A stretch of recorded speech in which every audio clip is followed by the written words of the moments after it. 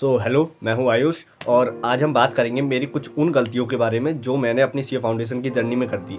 कुछ वो होंगी जो मैंने भी करी हैं, कुछ ऐसी जो मैंने अपने फ्रेंड्स के साथ डिस्कस करी है जो भी सीए फाउंडेशन में थे, ताकि आप लोग वो गलतियाँ ना करें। कहते हैं ना कि खुद की गलतियों से सीख लो तो बहुत बढ़िया, और दूसरों की गलतियों से सीख लो तो और भी बढ़िया। पहले बात करते हैं रिविजन्स के बारे में। तो हम लोगों को हमारा जो सीए फाउंडेशन का सिलेबस है उसे कम से कम नहीं तो 2 से 3 बार रिवीजन करके हो जाना चाहिए। तो अगर मैं बताऊं तो मेरा लॉ को छोड़ के बाकियों का तो मैंने 2 से 3 बार लगभग कर लिया था, लेकिन लॉ का मेरा उतना नहीं हो पाया था। और अक्सर हम क्या गलती करते हैं ना कि हमारा 1 महीना रह गया है और हमें उस टाइम पे सबसे ज़्यादा रिवीजन्स करना चाहिए, टेस्ट पेपर्स लिखना चाहिए, लेकिन हम उस टाइम पे भी हमारा सिलेबस कंप्लीट करने को रह जाते हैं कि हमारा सिर्फ 80% सिलेबस कंप्लीट हुआ है, तो हम उसी को मतलब करते रहेंगे और जो हमारा लगभग 80% करा है उसको हम ठीक से नहीं पढ़ेंगे। तो ऐसे टाइम पे क्या होता है ना कि हम लोगों को ना वो 80% ज़्यादा मजबूत करना ज़्यादा बेटर ऑप्शन हो जाता है, ना कि वो 20% करना। और उसी के साथ साथ हमें वही नोट्स जो हमने स्टार्टिंग में बनाए होते हैं हमारे सब्जेक्ट्स के, और जो भी हम बुक एक बार प्रेफर कर रहे हैं हमें वही बुक प्रेफर करनी चाहिए जब तक हमारे एग्ज़ाम ख़त्म नहीं हो जाते। बार बार चेंज नहीं करना चाहिए, और ना ही बार बार कभी ये नोट्स कभी वो नोट्स, कभी किसी और टीचर के नोट्स कभी किसी और टीचर के नोट्स, वो बिल्कुल भी उसको नहीं करना चाहिए। सिर्फ एक नोट्स, अपने नोट्स, वो सबसे ज़्यादा बेटर है। तो इसी के साथ आगे बढ़ते हैं और हमारा दूसरा है टेस्ट पेपर सॉल्व करना। अगर हमें सीए के एग्ज़ाम में सबसे बेटर स्कोर करना है तो उसमें सबसे बड़ा योगदान है टेस्ट पेपर सॉल्व करके खुद उसको एनालाइज करना, और हमारा जो भी गलतियाँ आ रही हैं उनको बार बार अपने आप को उसी चीज़ को रिवाइज़ करना और बेटर करना उन सब चीज़ों को। तो इस चीज़ पे जितना ज़्यादा वर्क कर सकते हैं उतना ही ज़्यादा हम बेटर स्कोर कर पाएंगे। और ये चीज़ क्या हुआ था मेरा कि मैंने अकाउंट्स के करे, मैथ्स के करे और इको के करे, और लेकिन लॉ का मैंने ना सॉल्व नहीं किया था उतने पेपर। मैंने सिर्फ एक ही पेपर सॉल्व किया, और उसमें भी क्या हुआ कि मैंने हल्के में लेके कर लिया और मेरी उतनी प्रैक्टिस नहीं हो पाई जितनी एक्चुअली हो जानी चाहिए थी।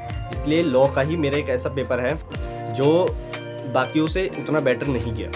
और तीसरा है ICAI मॉड्यूल। मैं तो सेल्फ स्टडी किया था, तो मैंने तो सारा का सारा ICAI मॉड्यूल से करा था, बट मैंने कई सारे ऐसे बच्चों से देखा था एग्ज़ाम सेंटर में भी, और कुछ मेरे फ्रेंड्स भी जो ट्यूशन क्लासेस ले रहे थे, उन्होंने चाहे ऑनलाइन या ऑफलाइन, तो उन्होंने वो बुक्स प्रेफर करी थी, और ये उनकी सबसे बड़ी गलती थी। उन्होंने ये मेरे से खुद बोला है, ये मैं नहीं बोल रहा हूँ। तो आपको ICAI मॉड्यूल ही प्रेफर करना चाहिए, बिकॉज क्या होता है ना कि हमारे ICAI मॉड्यूल्स में, अगर मैं अकाउंट्स की बात करूँ तो बहुत सारे क्वेश्चन नहीं है, लेकिन बहुत सारे वैरायटी क्वेश्चन है। और कई बार क्या होता है कि कई सारे सिमिलर क्वेश्चंस आ जाते हैं, डिजिटल चेंज कर देंगे या कुछ ना कुछ चीज़ें जो हैं चेंज करके आ जाती हैं। तो हमें ना हमेशा ICAI मॉड्यूल करना चाहिए, उसी को रिवाइज करना चाहिए। तो चलो चौथे की बात करते हैं, वो है कॉन्सेप्ट क्लियरिटी। हम लोगों को ना रटना बिल्कुल भी नहीं है, और ये चीज़ मैंने एक्चुअली हो गई थी नेचुरली। क्या हुआ था कि अकाउंट्स की मैं दोबारा एग्जांपल लेता हूँ। मैंने कोई BRS का क्वेश्चन 2-3 बार सॉल्व कर लिया। अब जब दूसरी तीसरी बार करते हैं ना तो हमें पता चल जाता है इस एंट्री में क्या होगा, और लगभग कुछ ना कुछ याद सा हो जाता है, लेकिन वहीं पे क्या होता है ना कि हम उसका इम्प्लीकेशन उतना रिवाइज नहीं कर पाते।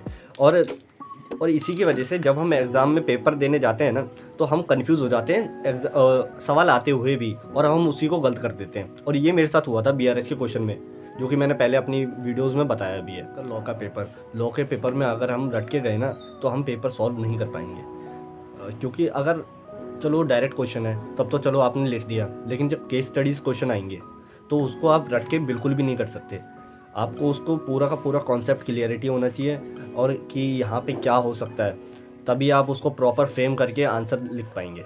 और लास्ट और जो सबसे ज़्यादा ज़रूरी है, चलो हमने सारा रिविजन्स कर लिया, टेस्ट पेपर सॉल्व कर लिए, है ना, और अच्छे से हमने सारी इम्प्लीकेशंस भी समझ ली।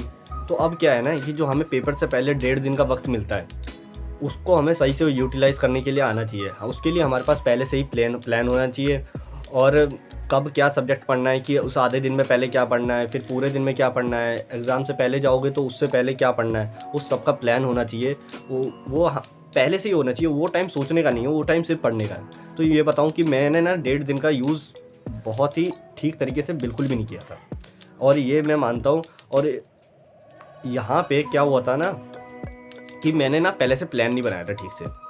कई बार मैंने प्लान बनाया कि मैं ये करूँगा, बट मैंने कुछ और करने लग गया। तो ये था हमारा आज का वीडियो। आशा करता हूँ आपको पसंद आई होगी, और आपने कुछ ऐसी मिस्टेक्स करी हो जो शायद मैंने एड्रेस ना करी हो, तो आप कमेंट बॉक्स में ज़रूर बताएं ताकि और किसी का भी भला हो। And thanks for watching. और अगर कोई किसी और को कुछ भी क्वेश्चन पूछना हो तो आप मेरे अदर हैंडल्स पे मेरे को मैसेज कर सकते हैं। तब तक हमारी नेक्स्ट वीडियो नहीं आती, तब तक के लिए साइनिंग ऑफ।